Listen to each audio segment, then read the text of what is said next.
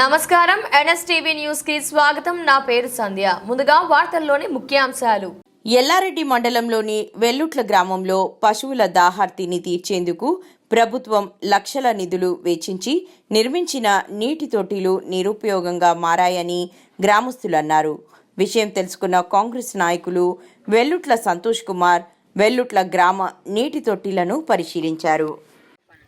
Sir ఏం లేదు sir, ఇప్పుడు మాకు వెల్లుట్లలో 2 పశువుల తొట్టిలు ఉన్నాయి. మన గూడెం స్కూల్ దాటాక గూడెం దగ్గరలో ఉన్నాయి.